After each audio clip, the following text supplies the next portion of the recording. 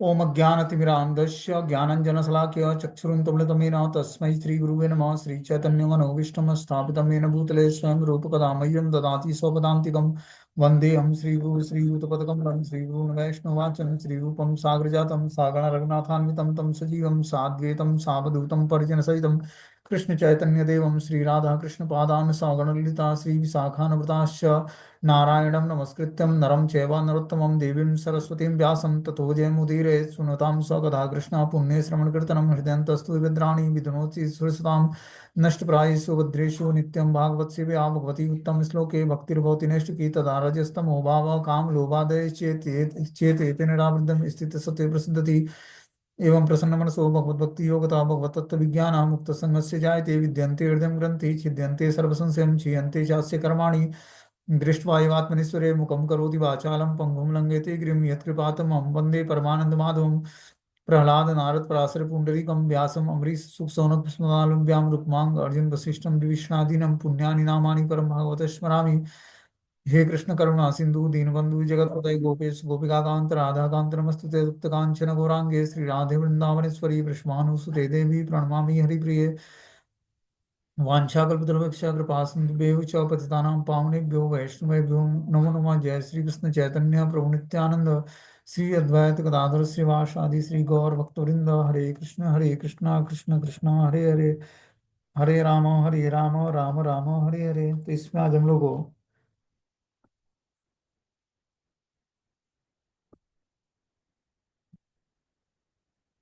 स्कंद संख्या 3 अध्याय संख्या 28 और श्लोक संख्या 14 में पढ़ना है श्रीमद् भागवतम का।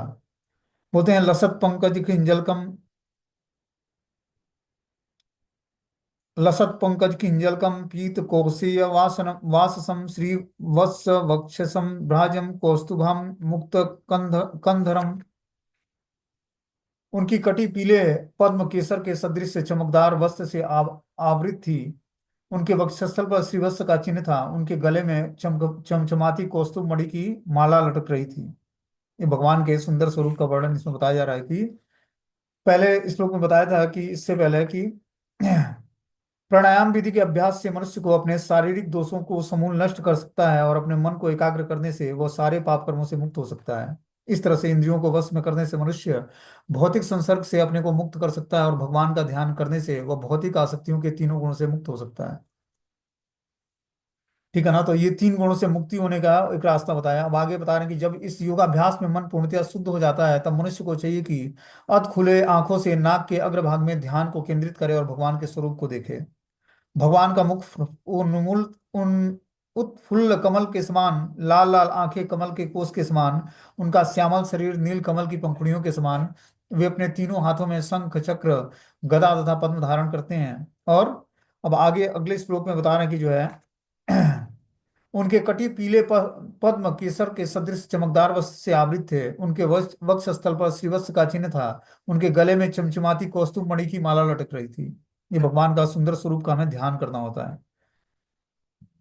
बोलते हैं भगवान के वस्त्र का असली रंग केसरिया पीले पीला कलर का होता है, जो कमल पुष्प के केसर के समान होता है। जो कमल पुष्प होता है उसके अंदर जो केसर होता है उसके रंग का ही भगवान का वस्त्र होता है। उनके वक्षस्थल पर कौस्तुभ मणि की माला होती है। उनके गले में रत्न और मोतियों की माला सुशोभित होती है। भगवान का खैड़ ऐश्वर्य पूर्ण होते हैं और जिसमें एक है धन। वे ऐसे अमूल्य मणि धारण करते हैं जो इस जगत में दृष्टिगोचर नहीं है। तो भगवान जो है मणि धारण करते हैं जो इस भौतिक संसार में नहीं पाया जाता है। आगे बता रहे हैं कि मत्त वीर फोक फोकलया परितम वनमालया परारध्य हार वलय क्रीडिता अंग नूपुरम। वे अपने गले में वन पुष्पों की आकर्षक माला भी धारण करते हैं जिसकी सुगंधियों से मतवाले भौरे के झुंड माला के चारों ओर गुंजार करते हैं। वे मोतियों की माला मुकुट एवं जोड़ी कंकड़ बाजूबंद और नुपुर से अत्यधिक ढंग से सुसज्जित होते हैं। क्या बोलते हैं यहाँ पर, भगवान अपने गले में वन पुष्पों की माला जो आकर्षक माला होती है उसको धारण करते हैं जिसको बैजंती माला बोला जाता है। उसमें 5 पुष्प होते हैं, 5 पुष्पों से भगवान के गले की माला बनती है। ठीक है ना। तो भगवान वन पुष्पों की माला जो आकर्षक होती है उसको धारण करते हैं जिस पर सुगंधियों के कारण जो मतवाले भौरे होते हैं वो झुंड के झुंड उस पर मंडराते रहते हैं और गुलजार करते हैं। वे मोतियों की माला मुकुट और जोड़ी कंगन और बाजूबंद नुपुर अत्यधिक ढंग से सुसज्जित होता है।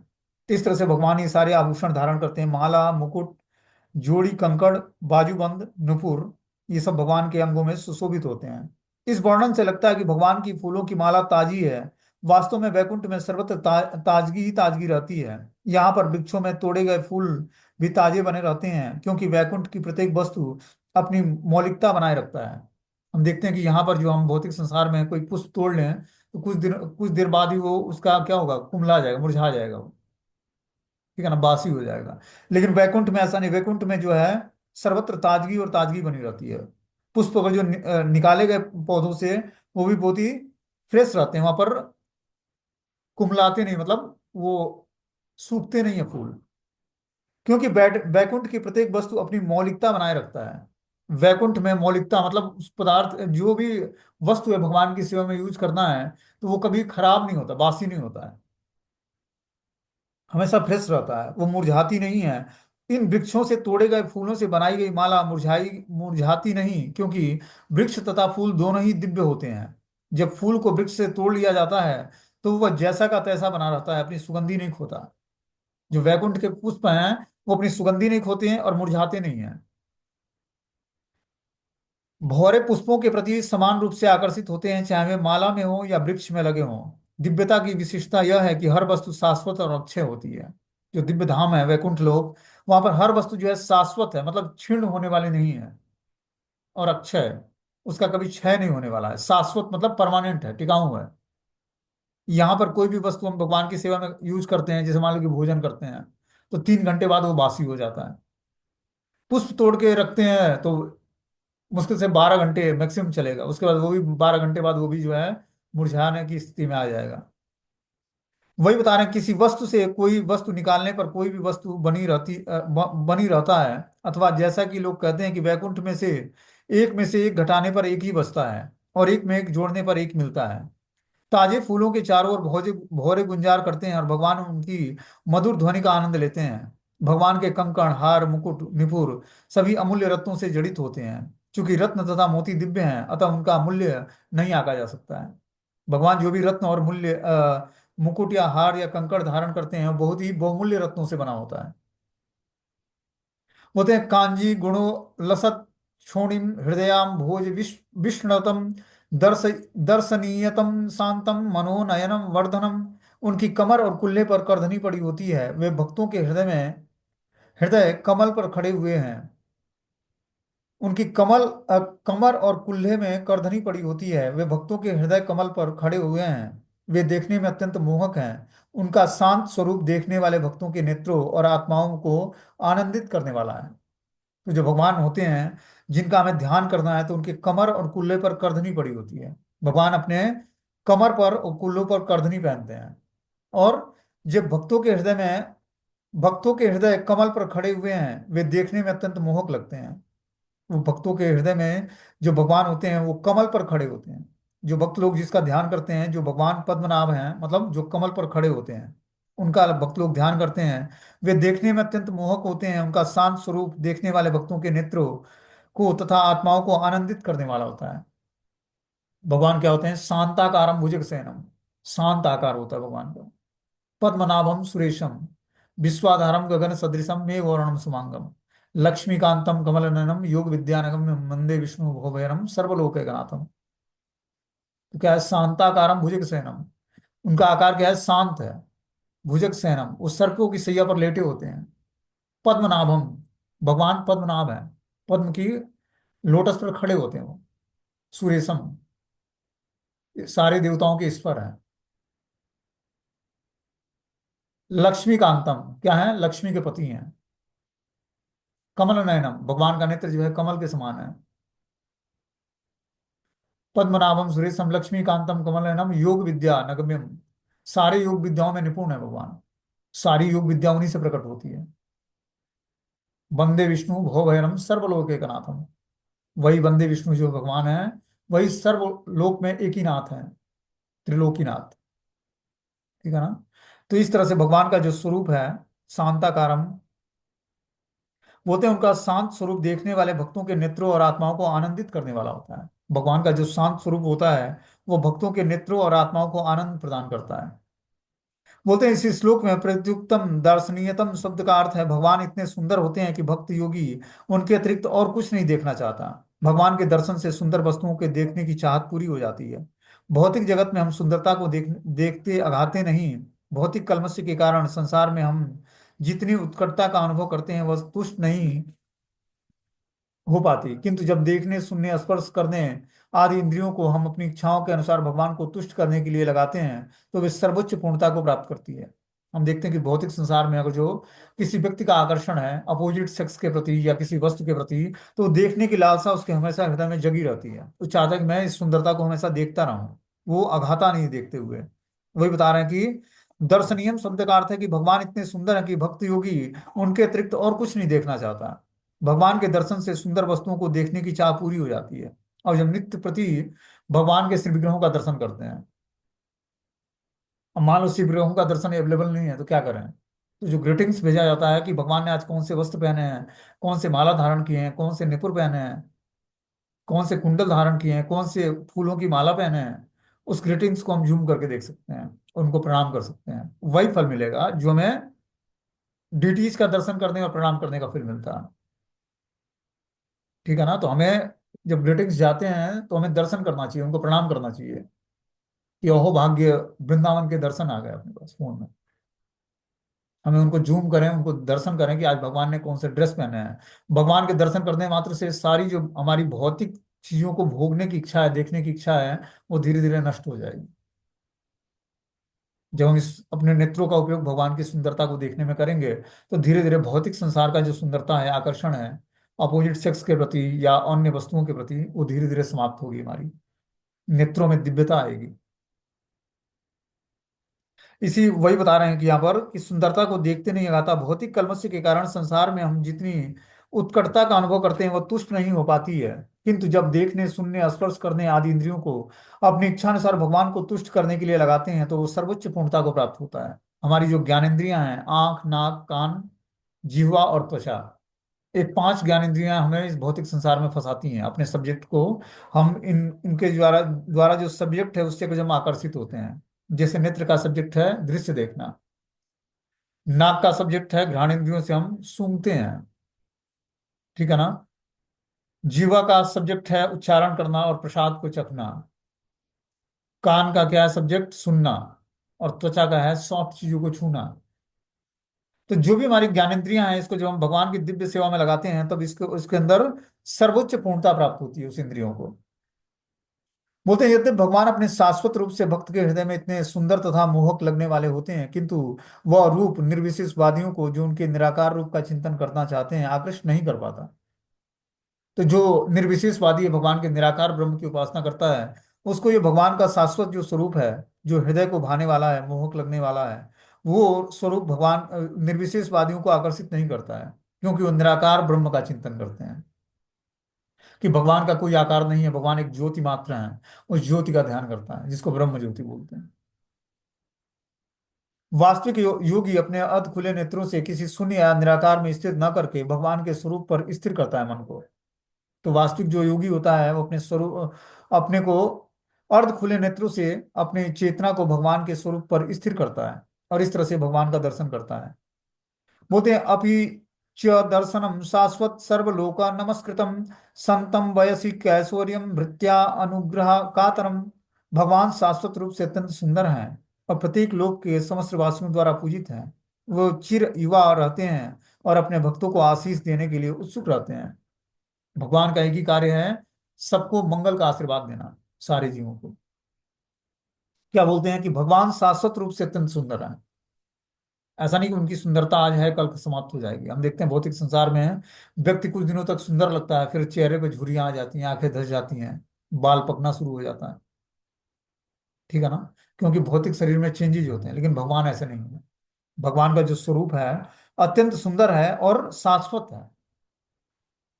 प्रत्येक लोक में समस्त वासियों द्वारा पूजित है भगवान।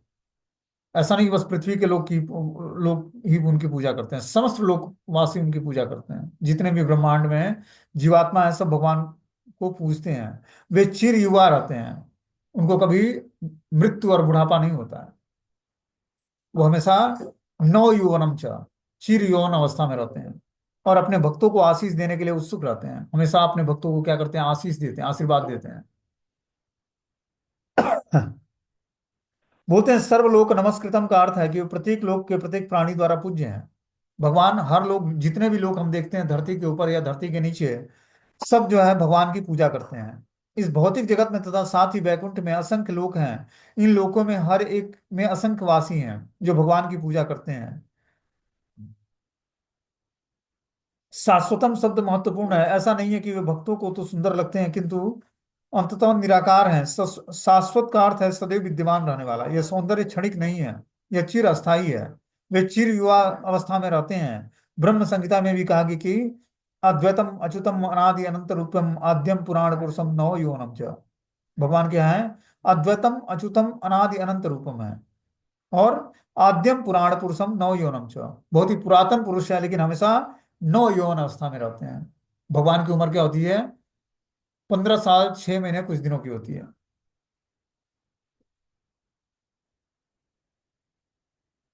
तो भगवान हमेशा 16 वर्ष की अवस्था में रहते हैं। ठीक है ना? और राधा रानी की एज है 15 से 16 वर्ष के बीच की। तो इस तरह से भगवान हमेशा नव यौवनम अवस्था में रहते हैं। मूल पुरुष अद्वितीय हैं, फिर भी वे कभी वृद्ध नहीं लगते। वे तरुणावस्था में सदैव तरोताजा लगते हैं। भगवान की भाव भंगिमा से लगता है कि वे भक्तों पर अनुग्रह करने वाले एवं आशीष देने वाले हैं, किंतु अभक्तों के प्रति वे मुख रहते हैं। जैसा कि भगवत गीता में कहा गया है, पूर्ण पुरुषोत्तम भगवान होने के कारण वे सबों पर संभाव रखते हैं, क्योंकि सभी जीव उनके पुत्रवत हैं। किंतु जो लोग भक्ति में लगे रहते हैं वे उन पर विशेष कृपालु रहते हैं।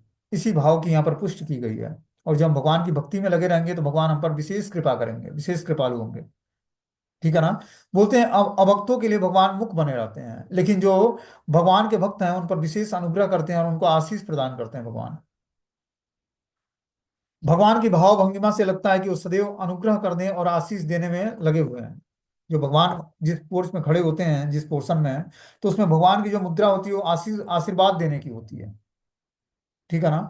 वे इतने विशेष कृपालु रहते हैं। इसी भाव से यहाँ पर पुष्टि की गई कि भक्तों को सदैव आशीर्वाद देने के लिए आतुर रहते हैं। जिस प्रकार भक्त भगवान की सेवा करने के लिए सदैव उत्सुक रहते हैं, उसी प्रकार भगवान भी अपने शुद्ध भक्तों के ऊपर आशीष की वर्षा करने के लिए उत्सुक रहते हैं। ऐसा नहीं कि हम उनका नाम भजन कर रहे हैं या उनकी सेवा कर रहे हैं तो भगवान की तरफ से कोई रिसिप्रोकेशन नहीं हो रहा, ऐसा नहीं है। जैसे ही जीवात्मा भगवान का नाम भजन करता है, भगवान क्या करते हैं? अपना लेते हैं उसको। क्योंकि भगवान भजन से बहुत प्रसन्न होते हैं। जब व्यक्ति उनके नाम का गुणगान करता है, ग्लोरिफिकेशन करता है, जैसे मान लो कि किसी का बर्थडे सेलिब्रेट होता है, तो क्या करता है लोग, व्यक्ति उनको ग्लोरीफाई करता है। उससे बहुत ही उसको आनंद मिलता है। जो ग्लोरिफिकेशन अपना सुनता है कि हमारे अंदर ये महान क्वालिटी है, दिव्य गुण है, तो उसको अच्छा अच्छा लगता है। वैसे भक्तों के लिए जो है अपना गुणगान सुनना बहुत ही हानिकारक है, लेकिन तभी भी गुणगान होता है तो व्यक्ति को अच्छा लगता है। उसी तरह जब व्यक्ति भगवान को ग्लोरीफाई करता है तो भगवान को बहुत ही अच्छा लगता है ग्लोरिफिकेशन सुनना। और भगवान क्या करते हैं? जो ग्लोरीफाई करता है उनको, उसको भगवान आशीष प्रदान करते हैं। इसीलिए हमें कुछ सुंदर स्थितियां भगवान के सामने पढ़ना चाहिए। जैसे ब्रह्म संहिता का श्लोक है, चाहे रुद्र गीत है, या और भी भगवान नारद मुनि बहुत सारा संगीत गाते हैं भगवान के लिए। इस तरह से जब हम भगवान की दिव्य स्तुतियां पाठ करेंगे तो क्या होगा? भगवान बहुत जल्दी प्रसन्न होंगे और हमें आशीष प्रदान करेंगे। बोलते हैं कीर्तन कृत कृत यंत तीर्थ यशसम पुण्य श्लोक यशस क्रम ध्याये देवम समग्रज्ञम यावनम च्यवते मन। भगवान का यश वंदनीय है, क्योंकि उनका यश भक्तों के यश को बढ़ाने वाला है। अतः मनुष्य को चाहिए कि पूर्ण पुरुषोत्तम भगवान तथा उनके भक्तों का ध्यान करे। मनुष्य को तब तक भगवान के शाश्वत रूप का ध्यान करना चाहिए जब तक मन स्थिर न हो जाए। देखो क्या बता रहे हैं यहाँ पर, कि भगवान का यश वंदनीय है, भगवान यशस्वी है। उनका यश जो है पूरे संसार में वंदनीय है, सभी उनके यश का गुणगान करते हैं। और उनके भक्तों का भी यश वंदनीय है। जो भगवान का प्योर डिवोटी होता है, शुद्ध भक्त होता है, वो भी यशस्वी बन जाता है, वंदनीय बन जाता है। क्योंकि उनका यश भक्तों के यश को बढ़ाने वाला है। भगवान का जो यश है क्या करता है? भक्तों के भी यश को बढ़ाता है। भगवान की जो एक्टिविटी है उसको लोग गा गा कर क्या करते हैं? उन यशस्वी बन जाते हैं। जैसे भगवान ने माखन चोर की लीलाएं की, और कोई व्यक्ति कुछ चोरी करे तो जो है वो दंडित होगा। लेकिन भगवान माखन चोरी करते हैं तो क्या होता है, उनके यश का गुणगान होता है और नाम पड़ता है माखन चोर। उनकी लीलाओं का गान गान कर करके लोग यशस्वी बन जाते हैं। तो जब व्यक्ति भगवान के यश का गान करता है तो भगवान उसके यश का गान कर देते हैं, भक्त के। अतः मनुष्य को चाहिए कि पूर्ण पुरुषोत्तम भगवान तथा उनके भक्तों का ध्यान करें। अतः हम जो साधारण मनुष्य हैं उनको क्या चाहिए कि भगवान और उनके भक्तों का ध्यान करें। हम जैसे वस्तु का ध्यान करेंगे वैसे ही हमारी मेंटालिटी डेवलप होगी, वैसे ही हमारा चिंतन होगा। इसीलिए हमें हमेशा भगवान के शाश्वत रूप का ध्यान करना चाहिए, तब जाकर मन स्थिर हो पाएगा। कृष्ण रूप में ही अपना ध्यान को हमें समावेशित करना है, तभी हमारा मन जो है धीरे धीरे शांत होगा और स्थिर होगा। बोलते हैं मनुष्य को निरंतर अपना ध्यान भगवान पर स्थिर रखना चाहिए। जब वह भगवान के असंख्य रूपों कृष्ण विष्णु राम नारायण आदि में से किसी एक का चिंतन करने का अभ्यस्त हो जाएगा तो उसे योग की सिद्धि प्राप्त हो जाएगी।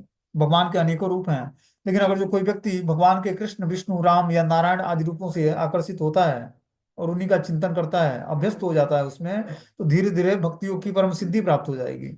इसकी पुष्टि ब्रह्म संहिता में की गई है कि जिस व्यक्ति में भगवान के प्रति शुद्ध प्रेम उपज चुका है, जिसके नेत्रों में दिव्य प्रेम का अंजन लगा होता है, वह निरंतर अपने अंतःकरण में भगवान का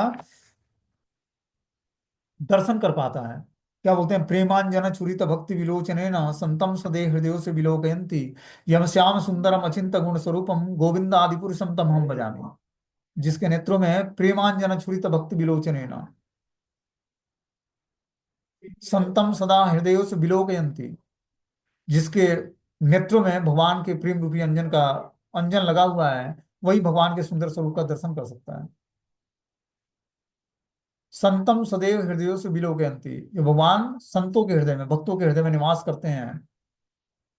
यम श्याम सुंदरम अचिंत गुण स्वरूपम, भगवान श्याम सुंदर हैं, उनके अचिंत गुण हैं जो चिंतन से परे हैं, अचिंत गुण है। उस गोविंद की मैं पूजा करता हूँ। ये ब्रह्म संहिता में भगवान ब्रह्मा जी भगवान कृष्ण कृष्ण के गुणगान में, परम भगवान कृष्ण के गुणगान में बोलते हैं। तो इस तरह से जो है, जब भगवान का चिंतन हम करते हैं, भगवान के श्याम सुंदर रूप का, ठीक है ना, और भगवान की का ग्लोरिफिकेशन करते हैं, तो धीरे धीरे हमारा हृदय पवित्र होता है। बोलते हैं भक्तजन विशेष रूप से श्याम सुंदर के सुंदर श्याम रूप का दर्शन करते हैं, यही योग की परम सिद्धि है। इस योग पद्धति को तब तक चालू रखना चाहिए जब तक मन क्षण भर के लिए भी चलायमान हो। मतलब भगवान का ध्यान करना तब तक नहीं छोड़ना है जब तक मन हमारा बिल्कुल ही स्थिर ना हो जाए। जब तक चलायमान मन है तब तक हमारे भगवान के श्याम सुंदर रूप का ध्यान करना चाहिए हमें। धीरे धीरे मन एकाग्र हो जाएगा और उसी स्वरूप की छवि हमारे नेत्रों में बस जाएगी। बोलते हैं ओम तद विष्णु में परम पदम सदा पश्यन्ति सूर्य। विष्णु का स्वरूप सर्वोच्च पुरुष और ऋषियों तथा मुनियों को सदैव दृष्टिगोचर होता है। जो ऋषि मुनि और साधु पुरुष हैं उनको भगवान का ये स्वरूप जो है, विष्णु का स्वरूप, हमेशा दृष्टिगोचर होता है, हमेशा वो देखते हैं। भक्त जब मंदिर में भगवान के रूप की पूजा करता है तो उससे भी उसी उद्देश्य की पूर्ति होती है। मंदिर में भगवान की पूजा तथा भगवान के रूप का दर्शन करता रहता है, चाहे वो मन में प्रकट हो या किसी सीमेंट गारे के रूप में। भक्तों के दर्शनार्थ 8 प्रकार के स्वरूपों की संस्तुति की गई है। ये स्वरूप है बालू मिट्टी काष्ठ या पत्थर के बनाए जा सकते हैं, या उनका मन में ध्यान किया जा सकता है, या रत्नों धातुओं और विभिन्न रंगों से बनाया जा सकता है। किंतु इन सब रूपों का एक सा महत्व है। ऐसा नहीं है कि यदि कोई किसी रूप में मन को ध्यान करता है तो मंदिर में पूजा किए जाने वाले रूप वह भिन्न होते हैं। तो चाहे किसी भी धातु से या पदार्थ से बना हो भगवान का स्वरूप, वो सब स्वरूप ही दिव्य अवस्था में होता है। हो सकता है कोई कोई मिट्टी के विग्रहों को रखकर पूजा करे और कोई धातु के विग्रहों को सोने का से विग्रह बनाए और उसकी पूजा करे। तो दोनों में कोई अंतर नहीं है। भगवान एक ही स्वरूप को धारण करके उस मट्टी के पॉट में मट्टी से बने शरीर में भी निवास करते हैं और सोने से भी बने शरीर में। तो हमें क्या करना है, भगवान के किसी स्वरूप का जो श्याम सुंदर स्वरूप है उसी का ध्यान करके अपने हृदय में उनको बसाना है। बोलते हैं इस श्लोक का अन्य महत्वपूर्ण शब्द है पुण्य श्लोकम यशस्करम। भक्त पुण्य श्लोक कहलाता है। जिस प्रकार भगवान के पवित्र नाम के जप से कोई भी पवित्र हो जाता है, उसी तरह पवित्र भक्त के नाम से जप मात्र से वो पवित्र हो जाता है। जिस तरह भगवान के पवित्र नाम का जप किया जाता है तो भक्त लोग पवित्र हो जाते हैं, उसी तरह जब किसी शुद्ध भक्त के का स्मरण हो जाए हमें, तो उससे ज्यादा पवित्रता, भगवान के दर्शन से ज्यादा पवित्रता शुद्ध भक्त के स्मरण से, भगवान के स्मरण से ज्यादा पवित्रता भगवान के शुद्ध भक्तों का स्मरण होने से हो जाता है। कभी कभी बता रहे, कभी कभी पवित्र भक्त के नाम का जप संभव होता है। यह एक पवित्र विधि है। एक बार भगवान चैतन्य गोपियों के पवित्र नामों का कीर्तन कर रहे थे, तो उनके शिष्यों ने उनकी आलोचना की कि आप गोपियों के नामों का कीर्तन क्यों कर रहे हैं। गोपियां भगवान के शुद्ध भक्त हैं। तो भगवान चैतन्य महाप्रभु क्या करते हैं, गोपियों के नामों का स्मरण करते हैं। तो उनके एक शिष्य पूछते हैं कि "अ, आप गोपियों के नामों का कीर्तन क्यों कर रहे हैं, आप कृष्ण का कीर्तन क्यों नहीं करते"। भगवान चैतन्य इस आलोचना में चिड़चिड़ाए, अतः उनके शिष्यों तथा उनके बीच में कुछ मनमुटाव हो गया। उन्होंने कीर्तन की दिव्य विधि के विषय में इस तरह शिक्षा देने के लिए उन्हें प्रताड़ित करना चाहा। भगवान चैतन्य महाप्रभु एक बार गोपियों का नाम स्मरण कर रहे थे। उनके किसी शिष्य ने बोला कि आपको कृष्ण का नाम स्मरण करना चाहिए, आप ये गोपियों का नाम क्यों स्मरण कर रहे हो। इस पर महाप्रभु को चिढ़ मच जाती है, और क्या करते हैं वो, उनके शिष्यों तथा उनके बीच में कुछ मनमुटाव होने के कारण उन्होंने कीर्तन की दिव्य विधि के विषय में इस तरह से शिक्षा देने के लिए उन्हें प्रताड़ित किया। तो उन्हें प्रताड़ित किया भगवान ने। होते भगवान की यह विशेषता है कि जो भक्त उनके कार्यकलापों से संबंधित होते हैं वे भी यश को प्राप्त होते हैं। अर्जुन, प्रहलाद, जनक महाराज, बलि महाराज और अन्य भक्तों ने संन्यास आश्रम भी नहीं ग्रहण किया। अभित परिवार में जन्मे प्रहलाद महाराज का पिता असुर था और बलि महाराज प्रहलाद के पौत्र थे, तो भी भगवान की संगति के कारण वे प्रसिद्ध हुए।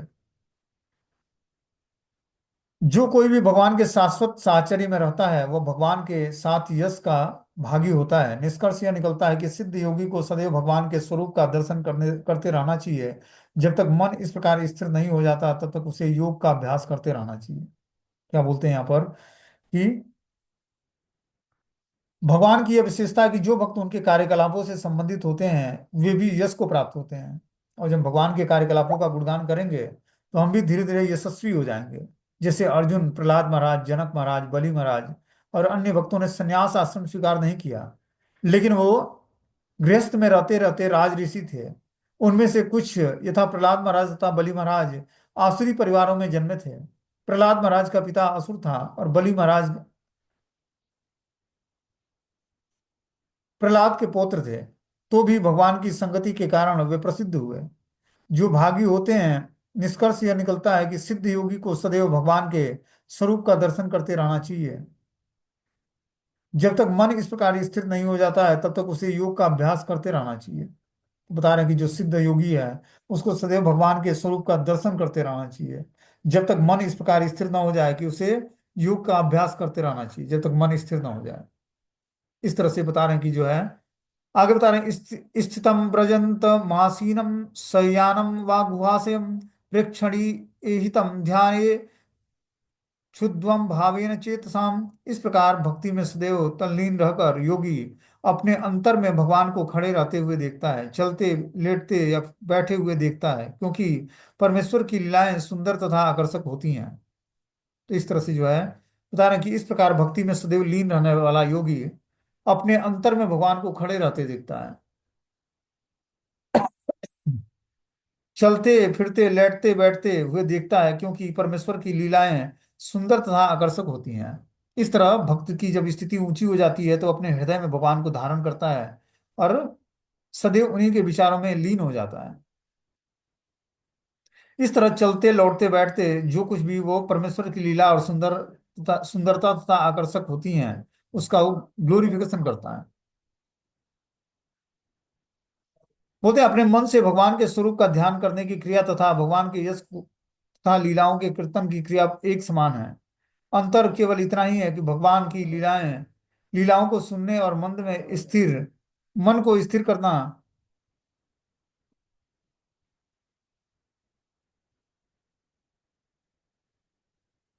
बोलते हैं भगवान के रूप का ध्यान धरने की अपेक्षा सरल है, क्योंकि इस युग में जब भी कोई भगवान का चिंतन करने लगता है तो मन विचलित हो जाता है। कलयुग में क्या है, मन हमारा स्थिर नहीं है, ठीक है ना।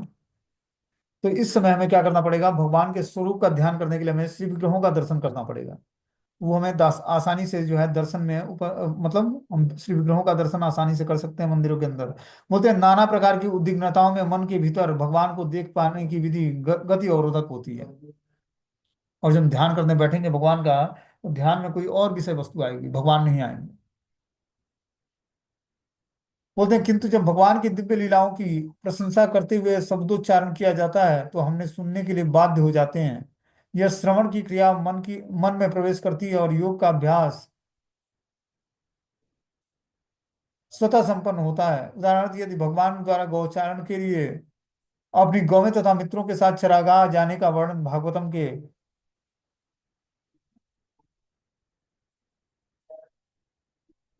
10th कैंटो में और गांव तथा मित्रों के साथ चरागाह तक जाने का वर्णन भागवतम से पढ़ा जा सकता है। यदि इसे कोई बालक भी सुने तो उसको सुनने से ही भगवान की लीलाओं के ध्यान का लाभ प्राप्त हो जाएगा। सुनने में मन लगना भी सम्मिलित है। भगवान चैतन्य ने संस्तुति की है कि इस कलयुग में मनुष्य को सदैव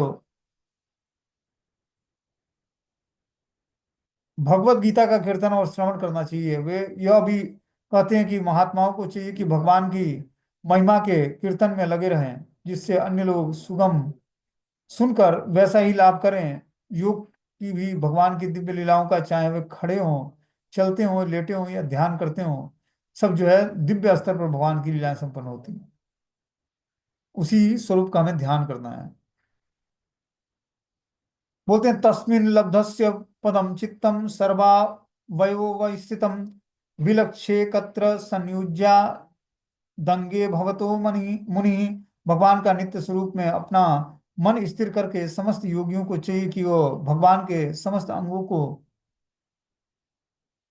पर एक ही साथ विचार न करके भगवान के एक एक अंग पर मन को स्थिर करे। क्या बोलते हैं यहाँ पर कि भगवान के नित्य रूप और अपना मन स्थिर करके समस्त योगी को चाहिए कि भगवान के समस्त अंगों पर एक ही विचार के साथ भगवान के एक एक अंग पर मन को स्थिर करे।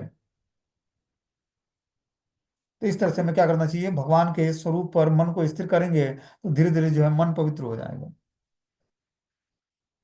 बोलते हैं, मुनि शब्द अत्यंत महत्वपूर्ण है। मुनि वह होता है जो चिंतन, अनुभव तथा निश्चय करने में अत्यंत पटु होता है। यहाँ पर उसे भक्त या योगी कहा गया है। जो लोग भगवान के स्वरूप का ध्यान करते हैं वे मुनि या अल्पज्ञ कहलाते हैं, किंतु वे जो भगवान की वास्तविक सेवा करते हैं भक्ति योगी कहलाते हैं। तो भगवान के भक्तों की दो कैटेगरी है। एक जो भगवान की के द्वारा दिए हुए ज्ञान का वितरण करता है, और दूसरा व्यक्ति होता है जो, किंतु वे जो भगवान की वास्तविक सेवा करते हैं भक्ति योगी कहलाते हैं। विचार तो आगे जो विचार विधि वर्णित है वह मुनियों की शिक्षा के लिए, योगी को यह विश्वास दिलाने के लिए, मनुष्य को योगी को यह विश्वास दिलाने के लिए कि भगवान कभी निराकार नहीं होते। आगे उद्भूत श्लोक भगवान के अंग प्रत्यंग देखने की स्मृति करता है। भगवान का समग्र रूप में चिंतन कभी कभी निराकार हो जाता है। फिर टखने, जंघा, कमर, छाती, गर्दन, मुख इत्यादि भगवान के चरण कमलों से प्रारंभ करके क्रमशः उनके दिव्य शरीर तथा उनके अंगों को देखना चाहिए। इस तरह से दर्शन करने का मेथड बता रहा है कि भगवान के चरण कमलों से दर्शन शुरू करना चाहिए। भगवान के पहले अंगूठी का दर्शन करना चाहिए। ठीक है ना। फिर भगवान ने कौन कौन से निपुण डाल रखे हैं पैर में उसका